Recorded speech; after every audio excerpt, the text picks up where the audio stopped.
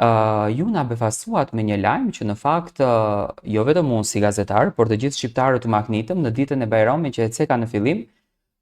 doli një shumë 11.350 apo 500 diçka e këtillë ishte. Tani ju do na e zbuloni çmimet e shuma që janë dhënë. Çfarë është kjo shumë? Nga ku buron kjo shumë? Për çfarë vjen kjo shumë? Kjo me të vërtet, ku thash se xhamia vazhdimisht ka rrjedhur me befasia, por padyshim se kjo sumë e madhe ishte edhe një burim nga ana e besimit të këtyre bashkëfshatarëve, të cilët ndoshta tash u bë e njohur viti i dytë, pra si dhuratë e madhe e dhuruar nga bujaria e madhe e shpirtit të tyre, por në fakt këto kanë qenë të njëjtit njerëz të cilët më kanë nderuar dhe një vit më herët. Ka ndodhur dy herë kjo gjëja. Do me thonë kjo gjë është shumë më e madhe, por vitin e kaluar, ose me thonë viti i parë, ajo e cila ndikoi shumë thellë në shpirtin tim, edhe ke shumë ndikuese dhe emocionuese në zemrën time,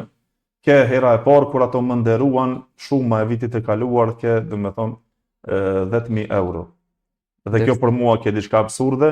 duke u bazuar në nivelin e bashkëfshatarëve të cilët janë, se nuk kanë një nivel të cilën është niveli i tyre shumë i ngritur financiarisht, por janë me një nivel të mesëm, që secili mundohet që të ketë një komoditet normal të jetesës së tyre, dhe ato nga të hollat e tyre, të cilët ato i kanë ndoshta financiarisht të jetës së tyre kanë ndarë diçka për ta vlerësuar punën dhe veprën e cila është bërë për hir të Allahut xhelel xhelalu në xhami. Dhe se me të vërtet ka qenë një nder i madh shumë për mua që bashkëfshatarët e mi ato të më nderojnë dhe të më respektojnë me këtë bujari të madhe e cila buron nga shpirti i tyre, edhe vlerësimi i tyre dhe besimi i tyre të cilën ato e besojnë në Allahun e plotfuqishëm. Vitin e kaluar ju kanë dhënë 10.000. Po. Këtë vit suma 11.350 apo 500? 11.350 për afërsisht nëse nuk i kam harruar dhe unë ta shifrat nëse nuk i kam gabuar. Por me të vërtet se janë shuma, nuk do të thotë se është çështja e shumës së dhuruar vetëm si shumë parash në pjesë, por ajo që ka ndikuar më së shumti te unë nga ana, po foli anën shpirtërore, është e cila më ka mbushur zemrën me falënderim dhe porulësi para Allahut, njëherët dhe para bashkëfshatarëve të mi dhe banorët e Gërçecit.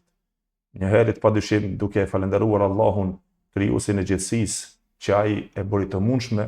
një gjë të tillë, edhe ai na e dha dakortin që na të jemi plotësues të disa veprave të kërkuara,